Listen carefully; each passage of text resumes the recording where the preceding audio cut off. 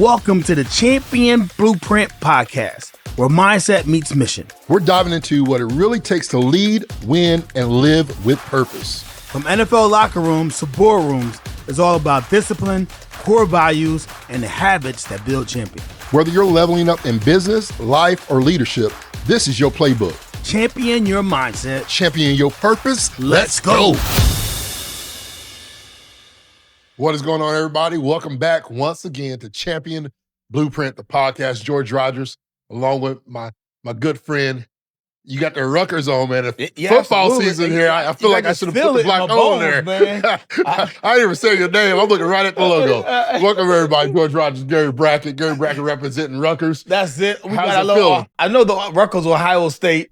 I wouldn't even say it's like people used to say we're a rival, but until the other team wins a game, it's not really a rival, right? Yeah. You know, in Coach Schiano came over to Ohio State after some transition. Yeah. Now he's back home. Yeah. I feel like there's one coach that believes. Sometimes you just look at coaches like, nah, you should have never left. Yeah. Like I never felt like Saban should have went to the NFL when he did. It was always good to see him back in college. You know, I don't feel like,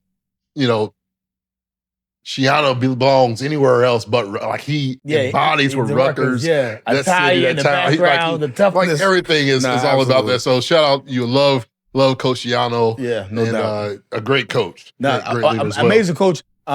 Amazing coach of men, and I think a maker of men. Yeah. I think so many people under his tutelage went to the NFL. And it's funny because we're going to talk about leadership today. Yeah. And when we talk about listening as a leader. Yeah. And I think, having been a captain under his watch, one of the things we had a Knights of the Round Table. And that was the leaders and the captains will come to him and we would bring in all the issues of the team. And I mean all of them. I mean off the field activities, drinking, drugs, like everything, right? We would have these discussions. And when we would decide in the round table, it was up to us to kind of enforce it, throughout the team. Yeah.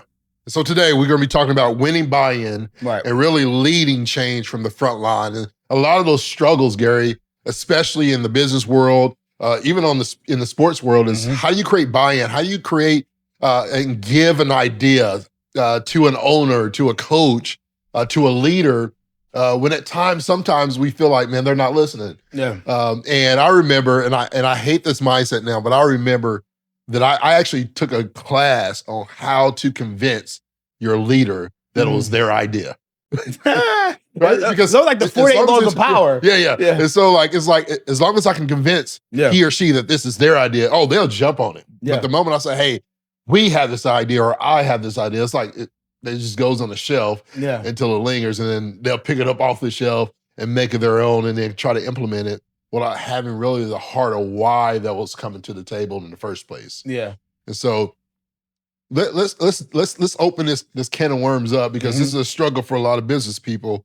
And for me, I think about why not? And I put myself back into an owner-operator mindset.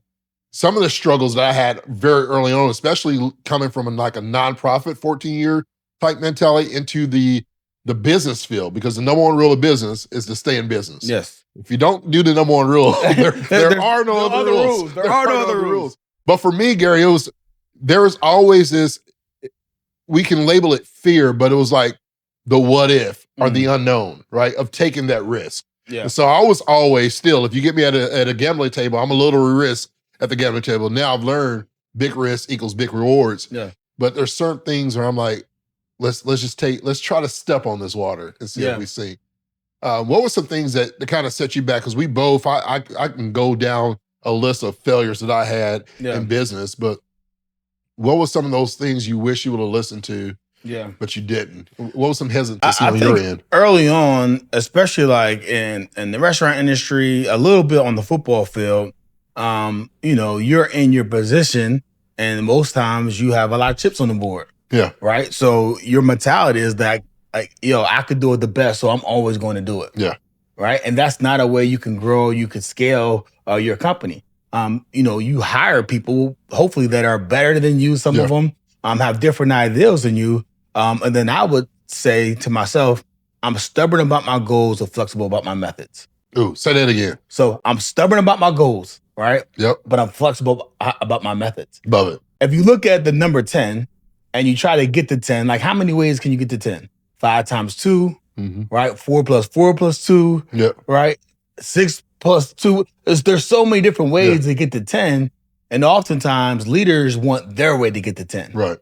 And I think by doing so, sometimes you're putting people in a position that you're not using their strength as their strength. Yeah. You're using their strength as a weakness. So I think giving people the flexibility to get to 10 on their own, the way that they get there, as long as that's your goal and we're reaching that same level, I think that's what really creates more buy-in with your company, with your organization.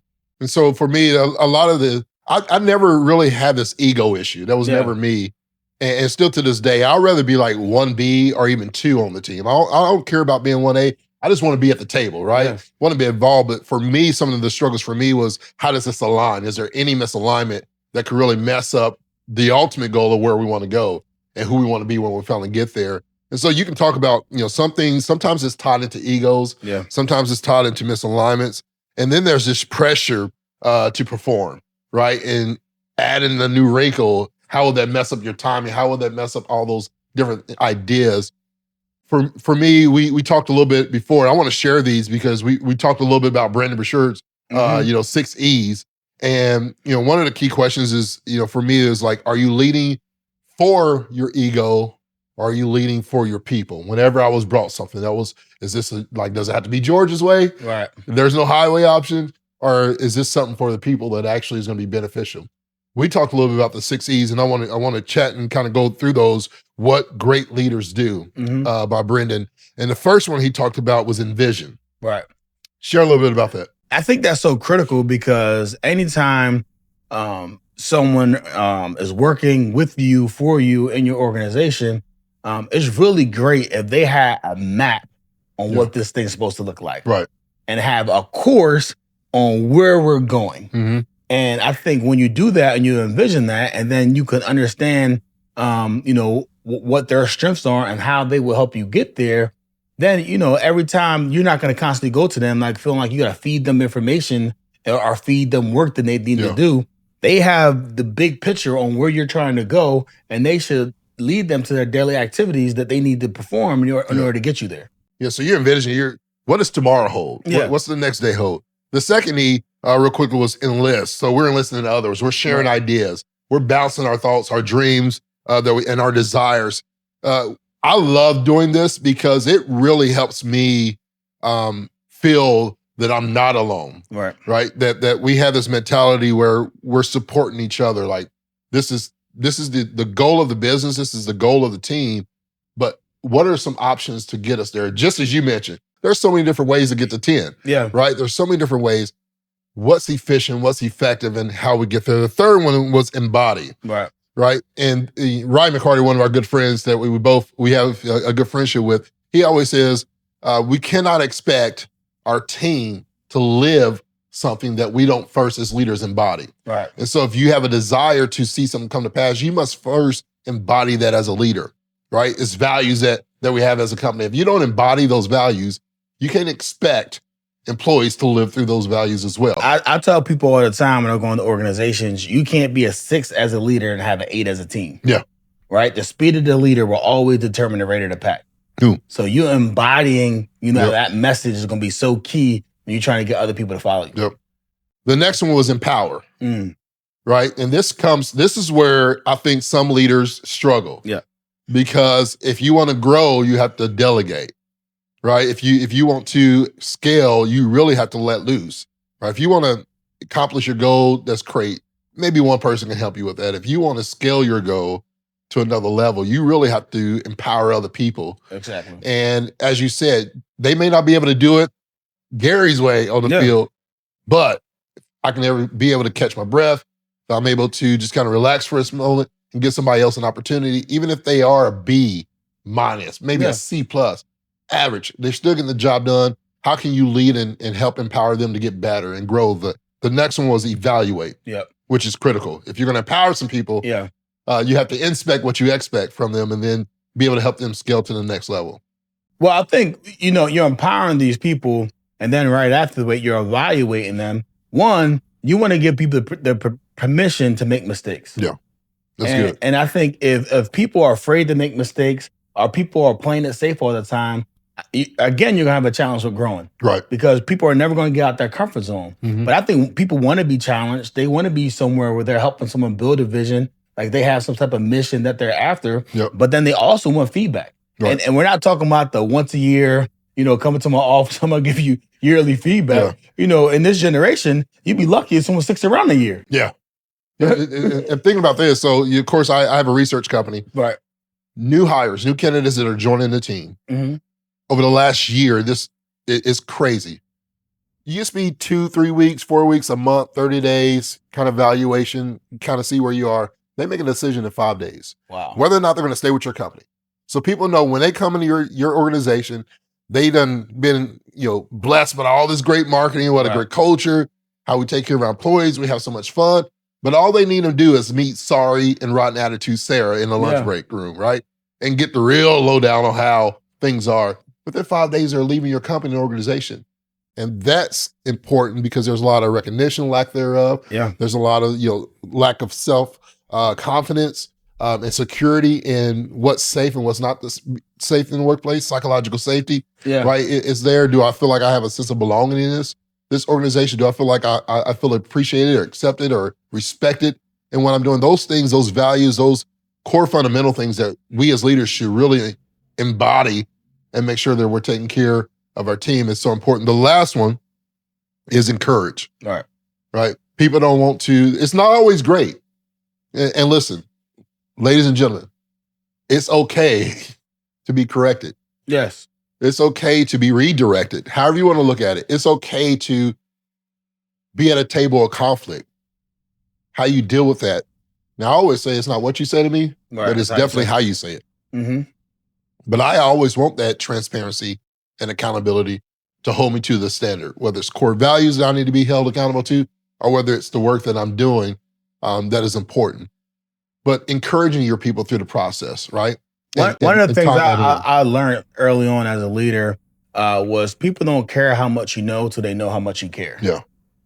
And I think, oftentimes, people want to sound fancy and give a resume or talk about everything that you did or you accomplished, but you don't know the name of my children. Right. Right. You don't know that my wife and I just celebrated a 25-year anniversary. Right. Or all of these things that are important to me. And I think that's a part of enlisting and really getting to know your people in your organization. Not saying y'all got to be best friends. Yeah. Y'all got to go have drinks after, anything like that. But there has to be some type of empathy, some type of human interaction where then you're working with someone who you feel like, that if you're in a foxhole, you could be with that person because they're going to have your back. Yeah. You said something that triggered something. I don't want to pivot too much because I want to stay on course, but things have changed.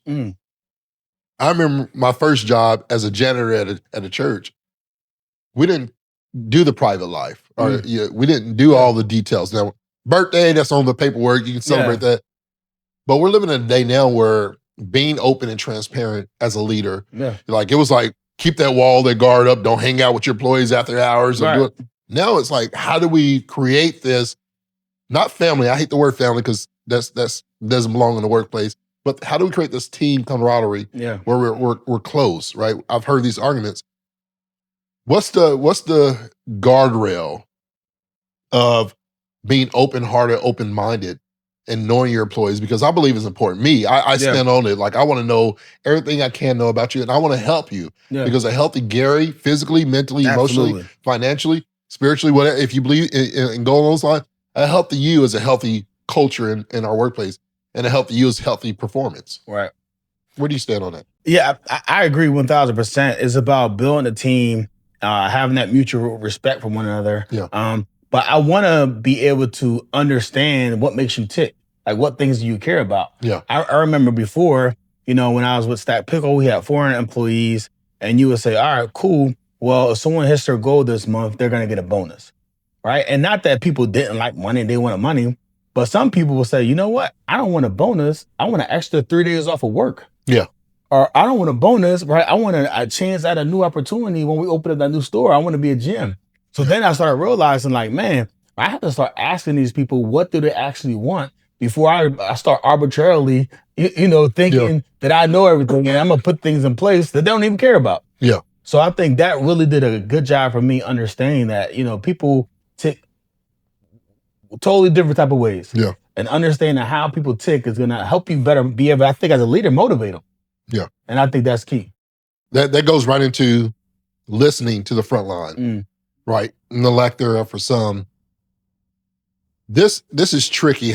Because when I think about frontline employees, I think they're the ones boots on the ground. Yeah. They're working, the job. They're doing the job duties, but sometimes their voice never makes it to the room. How important? What are some lessons that you learned on why it was important to make sure, especially in a food restaurant, right? What customers they're listening to, what customers like, or what they're adding on to something like, oh, that may be good to mix that up. What were some of your struggles that you had with miscommunication or misalignment that never made it to the boardroom? Yeah, I think, general managers, assistant managers, they always want to give you the synopsis of what happened, right? They want to paint the beautiful picture. Oh, we got slammed, but we crushed it. We made this many in sales, right? I want to go into that restaurant. I want to talk to the hostess. Yeah. I want to talk to the servers, the bartenders. Right. Oh, we were unorganized. The food didn't get out. We had to count these many. Right. I want to understand what really went on. Right. Because sometimes the general managers don't even really know what went on. Yeah.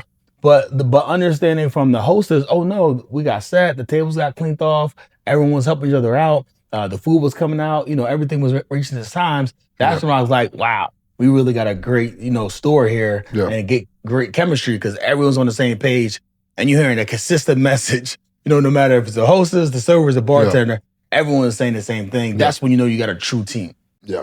So creating buy-in is really buying into what others really believe. And so for me, I always thought it was important, especially in the retail days. We in the phone business, repair business, the communication was vital. What the customer says to that sales rep up front, what that sales rep notes on that ticket to let the technician know exactly what the diagnosis is, like the communication. So when the buck kind of stopped at the store manager, well, I don't want to say that, or we messed up a device, or we used to call it a juicing device. You put the little metal tip in the wrong place on the phone and it fries the board, right? Ooh. And so, especially in technology, you're not dealing with just a cell phone, you're dealing with photos, memories, calendar, work, essentially. Life is in the palm of a person's hand on those devices.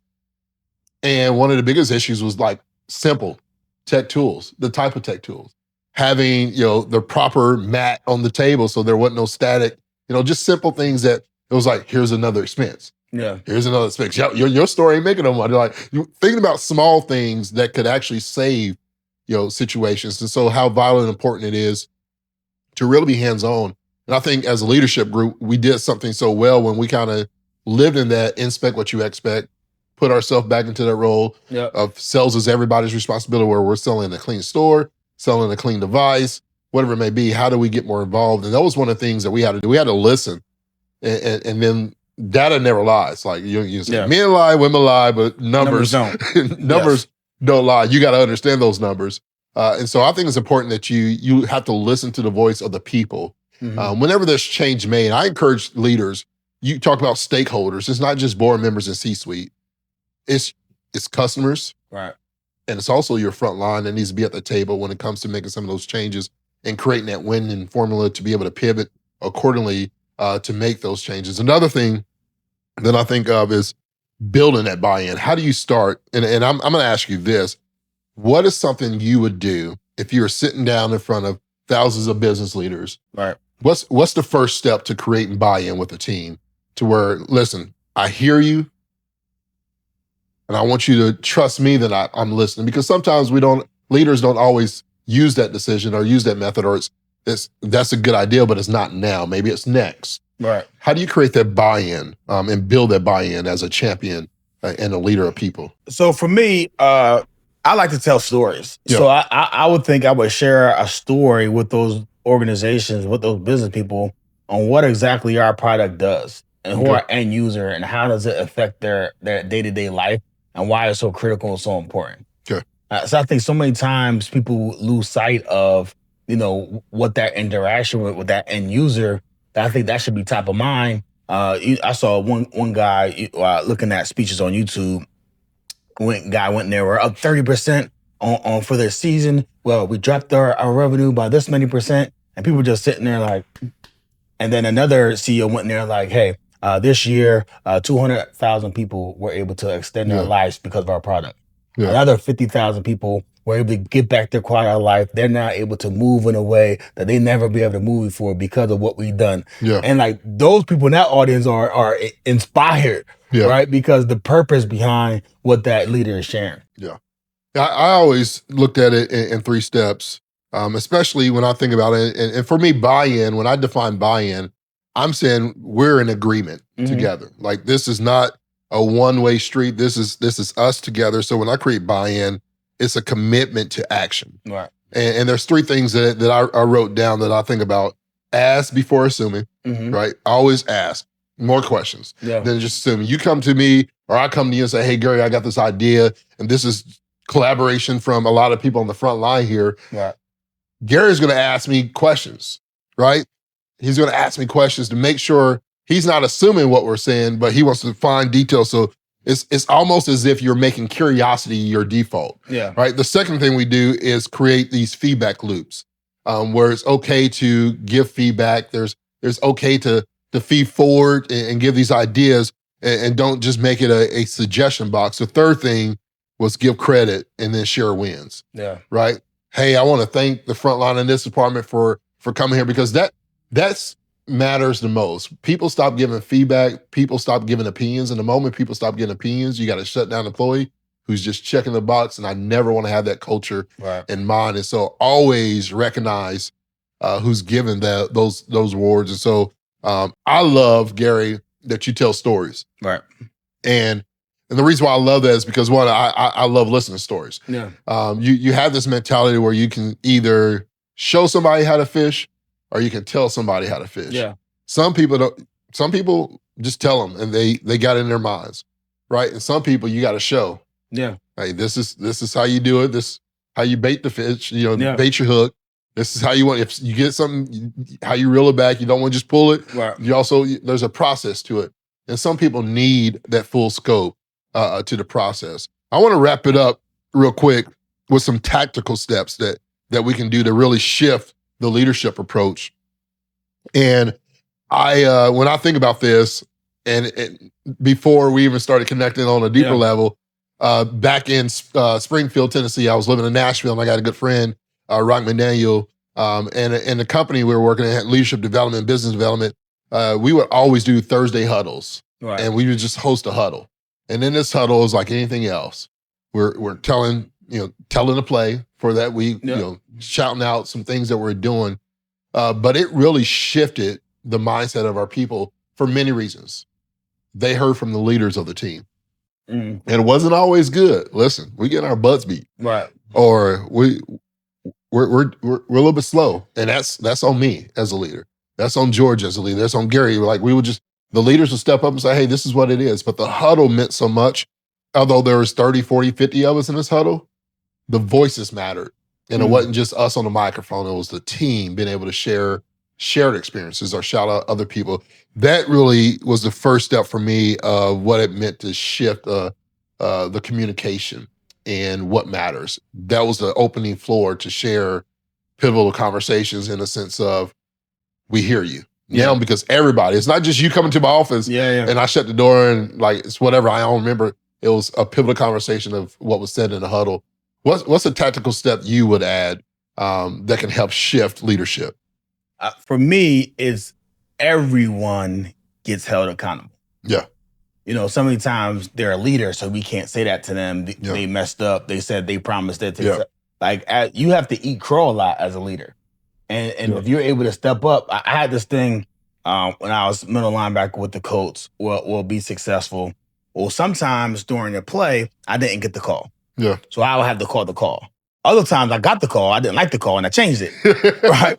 Both times I went to the sideline, and whether it was good or bad, I say that was on me.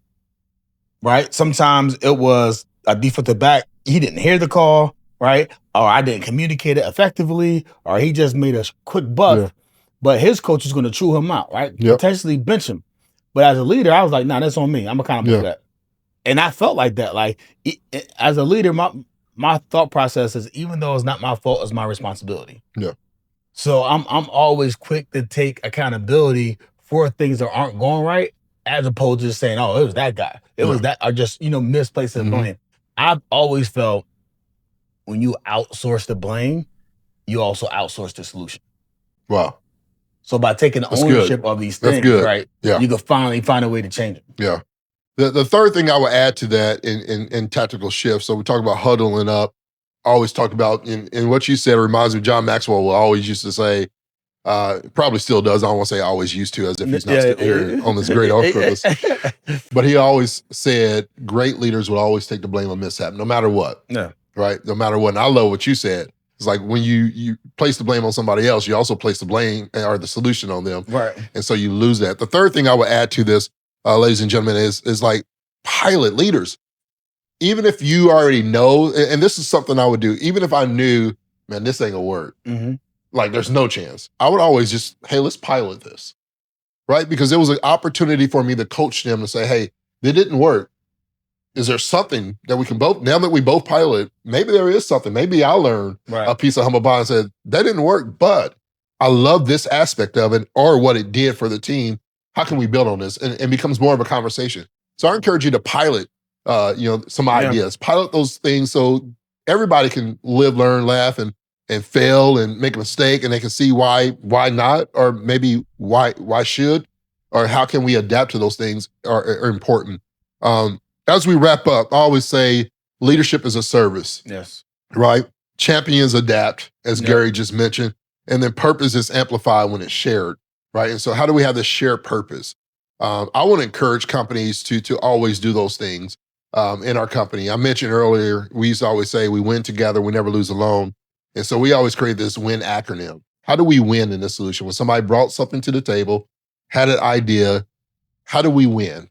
Even if it doesn't work, we're going to pilot this out, and we're going to try to win together on the situation. And so WIN was an acronym just for welcome. We want to welcome input. We don't want anybody to feel like their voice doesn't matter, their ideas are horrible, that is nothing. We always will say we always involved early, right? So we're going to pilot this program. I want y'all to show me how it works. Yeah. And then I want to go ahead and step in that position because maybe it didn't work for them, or maybe it worked for them and I did it. So how did you do that? I want to understand how you did it, right? Yeah. So everybody's involved early. And then N was for nurture. Right. Nurturing this situation, nurture the relationship, nurture the pilot program, however you want, but together we're going to win. Yeah. Now, if that win is we set that to the side, or that win is how do we scale this in every department? We're going to do that together. Yeah. And so, any final thoughts on your end? Nah, man, I think that's it. I think, like you said, piloting it, trying it. So oftentimes, people don't make decision, which is the decision, right? And people are going to get left behind. People are going to get disinterested. So I think you have to be aggressive. You have to push forward. You have to, let people come along for that ride with you. Yeah. And like you said, just nurture them and communicate the whole way along. Yeah. So my challenge, ladies and gentlemen, Gary and I are going to challenge all of you who are listening, watching it today. We want you to find one solution, not your own. Get an idea from somebody, apply it, see how it works, how you learn from it. And remember this, leaders don't always just lead through change. They lead by listening. And so we want to thank you once again for joining us.